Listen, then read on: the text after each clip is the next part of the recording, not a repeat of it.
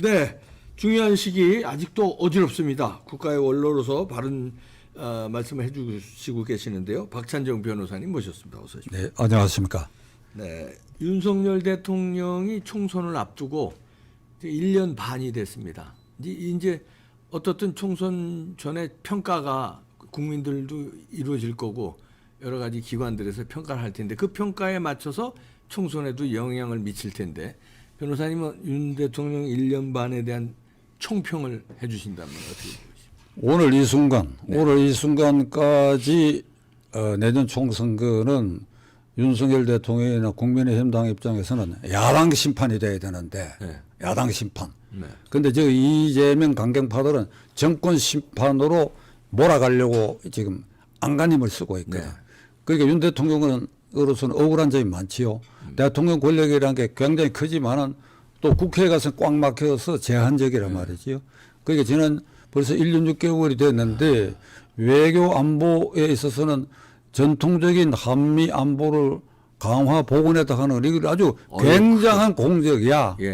근데 굉장한 공적이면 지지율이 푹 올라가야 될 텐데 효과는 못 봐요, 근데. 그게 푹 안 올라간다. 그러니까 현재 그 좌파 여론조사 기관 나는 그 믿질 않아요. 그러나 그냥 감각적으로 이거 다니다 보면 윤 대통령 소리가 나올 정도가 돼야 되는데 푹 못 올라가고 오히려 부정적인 거 국내 문제나 가족 문제에 있어서 미세한 부분이 자꾸 거론이 돼가 이 지지율이 안 오르고 있다 하는 거. 이걸 윤 대통령이 깨달아야 될 것 같아. 이번에도 네덜란드에 가서 큰 일을 했지요. 근데 그런 게 이게 지지율에 반응이 안 되고 그러고 1년 6개월 동안 피로감을 느끼게 됐다고. 우선 첫째로 하나만 얘기를 한다면 검찰총장이 대통령 됐다. 그러면 문재인, 이재명은 아니 거친 말로 하면 당장에 때려잡을 것이다. 그렇게 기대했는데 안 됐어요. 그러니까 이런 기대가 있는데 1년 반 동안 이게 재판도 질질 끌고 여기에서 오는 피로감 같은 게 있고 그런 사이에 불필요한 뉴스, 부인과 관련된 거 이런 게 나오고 그다음에 국민의힘당의 실질적인 1호 당원이면서도 그 국민의힘에 대해 영향을 미치는 것이 어딘가 좀 서툴고 거칠어 보인다. 이런 요인 때문에 지지율이 안 오르고 총선 국민에서 윤 대통령이 스스로를 되돌아볼 점이 있다. 이렇게 생각합니다. 그래서 저는 일단 몽골의 징기스칸이 유럽의 일부까지 장악했지요. 그러니까 말하자면 동양인으로서는 가장 넓은 지역의 천하를 제패한 사람입니다. 그러니까 그 천하를 제패한 직후에 그의 최측근 참모였던 야율초제가 한 말이 있습니다. 뭐라고 얘기하는가 하니까 폐하. 천하를 제패하는 것은 마상에서 할 수 있는 일이지만은 마상에서 천하를 제패할 수는 있지만은 말 위에서 그때는 기마부대를 지휘해가고 몽골 기마부대가 그렇죠. 했죠. 그러나 천하를 다스리는 데 있어서는 말에서 내려와야 한다. 말에서 내려와야 한다. 이 말을 이 공화정 아래 최고 지도자에게 대입을 하면 어떤 말이 되는가 하면 대통령 될 때까지는 뭐 전투를 해야지요. 선거 정치라는 게 기본적으로 전쟁입니다. 총만 안 쏜 전쟁 아니에요? 그 전쟁을 해가지고 0.73% 간발의 차이로 대통령이 됐다. 그러면 그걸 말 위에서 쟁취한 거예요. 그럼 내려와야 돼. 그러니까 공화정 아래서 내려온다는 것은 다른 표현으로 민심 속으로 들어가야 된다. 이 말이야. 그러네요. 근데 윤 대통령의 참 안타까운 점은 선거 정당 경험이 없다는 겁니다. 부인도 그렇고 그 부부가 내 와이프의 경우는 처음 국회에 나와가지고 이게 돌아다니다가 술 취한 사람한테서 그러니까 담뱃불로 린치를 당한 일이 있어. 악수하려고 하는데 느닷없이 담뱃불로. 너희들은 잘 먹고 잘 사는데 벼슬 하려고 이러냐 그러고 이래가. 지금도 그 흉터가 있어. 그래서 그날 저녁에 다 때려 죽으자고 그랬다고. 그러니까 이런 게 선거야. 그러니까 김영삼 대통령 이래에 노무현 대통령, 노태우 대통령부터 따지면 87년 이후에 대통령 전부 국회 경험이 있고 김영삼 대통령부터 따지면 전부 국회의원 경험이 있어요. 그런데 그중에 대부분이 낙선 경험도 있어. 그러니까 민심이라는 걸 표피적으로 더구나 그 가족도 그걸 느끼는데 그럼 느꼈다고 해서 잘 했느냐? 잘하지 못했지. 그러나 윤석열 대통령에게는 그런 요소가 첨가됐다면 아주 잘할 사람입니다. 마상에서도 잘하고 말에서 내려서도 잘할 사람인데 이게 이제 부족해가지고 임기 초에 도어 스태핑 이게 사실상 실패했거든. 부작용이 따르니까 이걸 이제 끊어버리고 청와대에서 용산으로 집무실 옮긴 거는 2층에 대통령 집무실, 아래층에 기자실.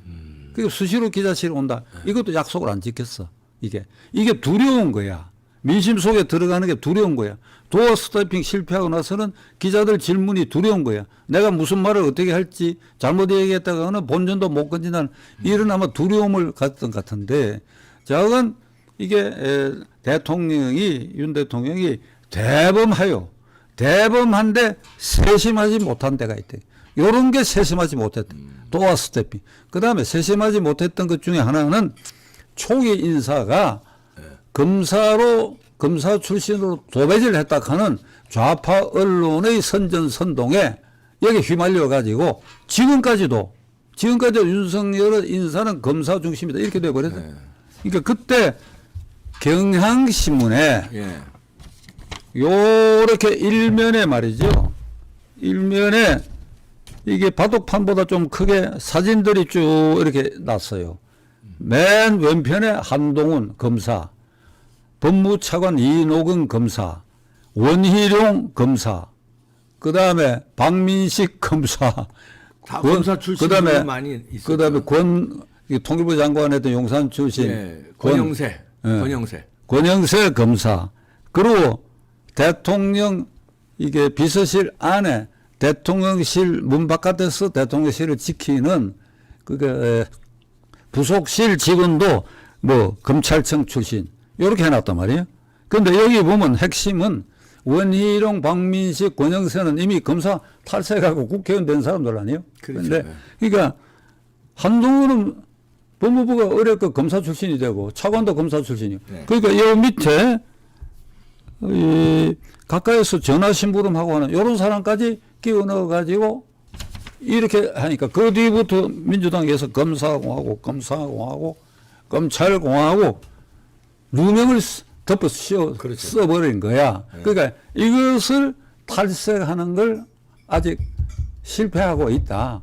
그러니까 이게 세심성이 부족해가지고 검사공화국을 만든 것으로 이렇게 뒤집어 써버렸다. 누명을 덮어 쓴 거죠. 덮었었다. 그 다음에 소통의 방식이 이게 원활하지 못해가지고 일방적이고 독선적이다. 그렇게 비춰졌죠. 그것도 어떻게 보면 조금 누명도 있는 것입니다. 이게 이 도어 스태핑 할 무렵에 출근길에 이 경향신문 이 기사가 떠올려가지고 기자들이 이번 인사에 검사들을 너무 많이 등용했다고 하는 말이 있는데 어떻습니까? 하는 질문에 순간적으로 반응을 보인 게 내가 지금 기억하는데 무슨 소리? 문재인 정권 때하고 비교해봐. 내가 훨씬 우수한 사람이고 그리고 필요하면 검사 중에 계속 쓸 거야. 이래버렸단 말이야. 그러니까 이게 비쳤지. 계속해서 검사공화국 이거 빌미를 주게 돼. 이게 순간적으로 세심하지 못했다. 그러니까 이건 내가 보기에 정당이나 선거 경험이 있으면 기자들이 그 질문에 순간 한 1, 2초 참을 수가 있어요. 내가 이 함정에 걸리면 안 되겠다는 거. 그걸 좋게 아니 그 찬찬히 따져봐라. 어떻게 해서 그 검사 위주로 되어 있느냐. 이렇게 하면 될걸 이래버렸단 말이야. 이게 그 무렵 여론조사에 독성적이다, 일방적이다 한 게. 그러니까 이게 대통령 자리라고 하는 게 그만큼 어렵고 힘들다. 이게 어렵고 힘들고. 그 다음에 이제 가족 리스크가 1년 반 사이에 몇 차례 있었는데 아주 적은 것은 이게 4월 10일 총선거에도 영향을 미칠 수 있는 사건이 평양을 들락날락 했던 재미 기독교 목사 최아무개라는 사람이 그러니까 좌파 매체인 유튜브 매체로부터 사주를 받고 300만 원짜리 선물을 준비하고 받아가지고 손목에 몰래 카메라를 그 유튜브에서 사서 채워주면서 요걸 요런 식으로 돌려가지고 촬영하라고 해가 그 전에 양평에 김 여사 아버지하고 내가 양평시를 안다는 걸로 접근해가지고 이 선물을 주는 걸 찍어가지고 보도를 했어요. 한마디로 그 목사와 그 좌파 매체라고 하는 건 천인공노할 일이지요. 근데 피해는 김건희 여사가 봤어요. 당한 건데. 천인공노. 이건 절대 용서할 수가 없다. 그런데 실제로 이 피해는 대통령에게 간다 이거예요. 그렇죠. 이걸 대통령이 깨달아야 된다. 왜 가느냐. 이게 본원적으로 윤 대통령 지지, 이재명 지지에 갈려있다. 그러니까 민주당과 국민의힘당은 기본적으로 갈려있고 중간 부동층이 40%에서 대량 기권을 하고 그중에 일부가 투표를 할 때 요 표심에 이게 작용을 하는데 어떤 작용을 하느냐. 이게 천인공노할 짓을 했지만은 그래도 대통령 부인이 그런 놈한테서 선물을 받을 수 있느냐. 요게 남아버린다고. 이게 억울하고도 억울한 일이지. 이 일이 없었던 것보다도 있었던 것이 마이너스야. 그러니까 요게 세심성 부족이다. 가족들도 세심성 부족이다. 그러면 대통령 가족이란 이유로 수도원에 들어간 것처럼 살아야 되느냐? 예, 그렇습니다. 그래야 됩니다.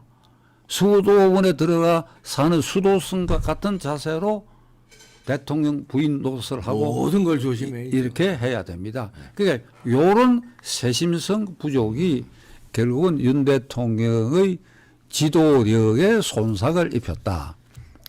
그럼 어떻게 해야 되냐? 지나간 일이다.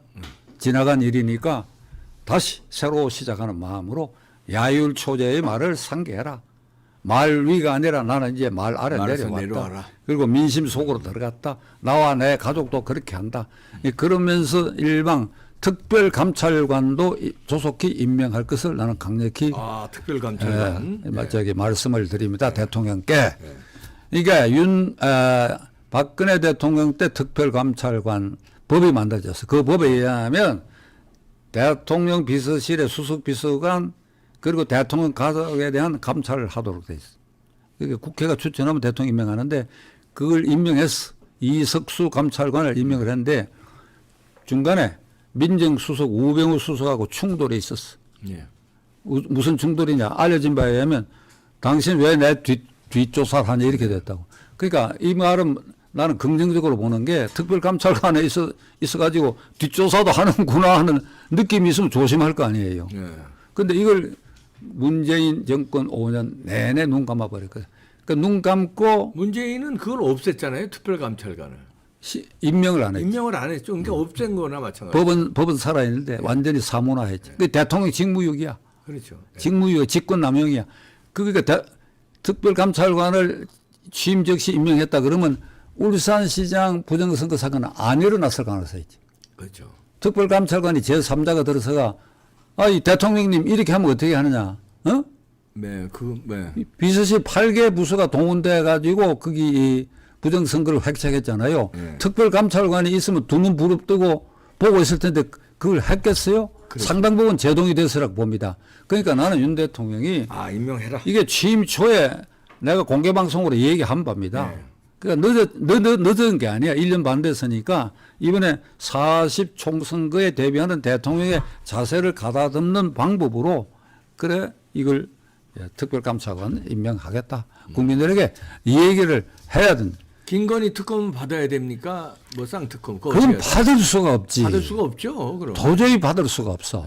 이건 내가 윤 대통령 옹호하려고 하는 게 아니라 법조인으로서 얘기가 그 사건은 2020년부터 1년 반 동안 문재인 정권의 문재인 검찰에 의해서 샅샅이 뒤져진 거예요. 그러니까 도이치뱅크스 무슨 아주 뭐 중소기업인데 상장기업이야.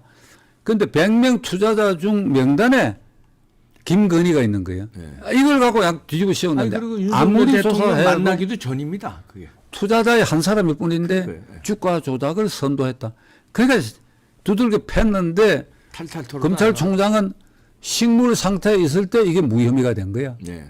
검찰총장은 식물 상태에 있을 때. 그때 추미애 법무부 장관, 뭐 박범계 법무부 장관. 근데 지금 이걸 끄집어내 가지고 이게 야당은 거부권 행사하리라고 짐작해요. 그럼 거부권 행사하면 어떻게 나오는 거 하니까 쿠린 놈이 거부권 행사한다 이렇게 되는 거야. 그러니까 그렇게 하려고 그럽니다. 거부권 행사한다는 게. 그다음에 그 법에 내가 국회의원 경험을 가진 사람과 법조인으로서 얘기를 하면 특별검사를 종전에는 전부 여야가 각각 뭐 하나씩 해서 추천해가 대통령이 하나를 고르는 이런 형식이었는데 박영수 특검도 박근혜 대통령이 고른 거예요.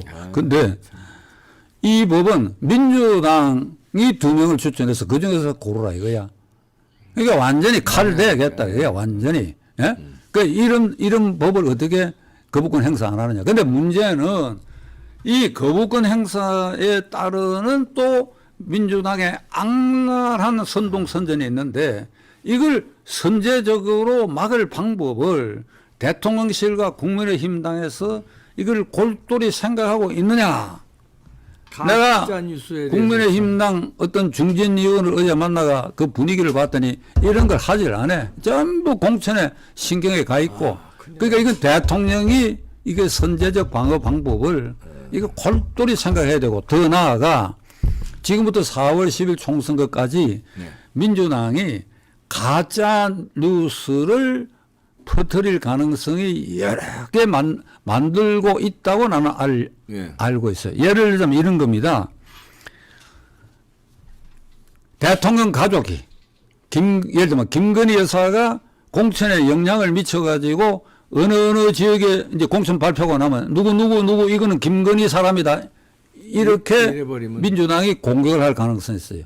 그러면 국민의힘당에서 무슨 근거로 그러냐 하면 찌라시를 갖다 대는 겁니다. 이 대표 아시겠지요? 아무것도 아닌 거죠. 찌라시를 어느 지역에 김건희가 공천했다 이래갖고 누구 사람 이름 다 밝히는 거예요. 찌라시가 돌아다니는 거예요. 그래 이걸 들고 나가고 여기에 이런 게 있다 이러거든. 그럼 그걸 또 뉴스에 받아서 뉴스에 나갑니다. 예. 그러니까 이 공중파에 받지 않으면 유튜브에 받아가지고 어떤 유튜브까지 이걸 보도를 했다 이렇게 되는 거예요. 공중파에서도 받아요. 이게 그걸. 이거 방법이 없어. 이런 악랄한 방법은. 그럼 어떻게 해야 됩니까? 그 예를 이제 하나 더 추가를 하겠는데 장제원 의원이 이제 물러서고 난 다음에 이게 민주당이 긴장해야 할 일이 아니야. 그리고 이제 김기현 대표까지 사퇴했으니까 민주당도 물갈이 해야 될 거 아니야. 근데 그 말 한마디도 안 나온다고. 물갈이 사퇴한다면 이재명이가 이러는데 그 얘기 꺼내겠나. 근데 그래서 고심 끝에 민주당은 이런 걸 내놔. 서영교라는 최고위원. 그 사람 보통 때도 선동선저 이 입질에 아주 앞선 여성 의원인데 장제원이 물러선 것은 장제원 의원의 부친이 설립한 부산의 모 종합대학에 검찰 수사가 들어가니까 물러섰다라고 하는 말이 있습니다. 이렇게 말이 있다고. 그 기자들이 물었어. 말의 출처를. 장제원 의원 그 불출마 선언에 그 댓글 중에 드디어 네가 검찰 수사 네 아버지가 만든 대학 들어가니까 그만뒀구나 이런 대목이 나와.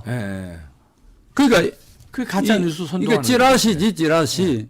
그걸 갖고 최고위원회에서 얘기를 하고 그걸 인용해갖고 방송에 나온다고. 이걸 어떻게 해야 되느냐 이걸. 이걸 어떻게 막아야 되느냐. 나는 모르겠어. 나는 모르겠어. 이 대표는 어떻게 막아야 되겠어? 대책을 세워서요. 즉각에 그거는 응징을 해야 돼요. 그러니까 바로바로 밝혀서 바로바로 저 사법 처리하고 이래야 됩니다. 이게 튀어나오지 않도록 해야 돼. 안 하도록 왜 그런가? 2002년 대통령 선거 때에 대통령 선거 직전에 이회창 후보하고 노무현 후보가 붙었잖아요. 그런데 김대업이라고 하는 자가 병무청 근무 전력이 있는데 기자회견을 통해 가지고 모시 카페에서 내가 이회창 부인 한 여사를 직접 만나 가지고 장남의 병역 면제 부탁을 받고 돈을 얼마 받았다. 기자회견을 했어. 기자회견을 했어. 그 다음에 그 무렵에 설훈 의원이 기자회견을 통해가 한 여사가 부천의 중견건설업체로부터 20억의 정치자금을 받았다. 기자회견을 했어. 이쪽에서 아니다 부인했지요.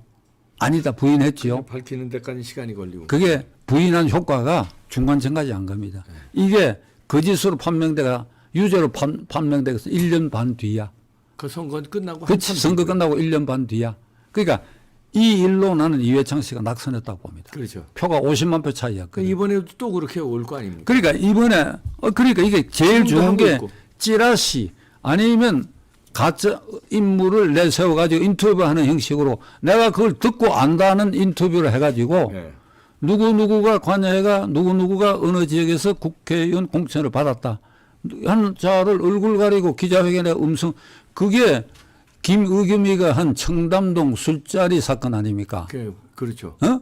그게 그런 거예요. 인터뷰 조작 사건이. 조작한 녹취록을 가지고 그걸 열심히 풀어서서 그걸 근거로 얘기해서 지금도 나는 그 사실을 사과를 하지 않는다고 얘기하잖아요. 그러니까 이런 좌파의 악랄한 선전선동을 선제적으로 막기 위해서는 대통령 자신과 가족들이 조심해야 할 것은 뭐 말할 것도 없고 이런 악랄한 이 가짜 뉴스가 퍼질 것에 대해서 어떤 대책을 미리 세워야 된다. 지금 달라는 국민들의 요청이니까요. 안 세우면 뭐 본인들 손해지만 국가는 뭐고 국민들은 왜 피해를 봐야 됩니까?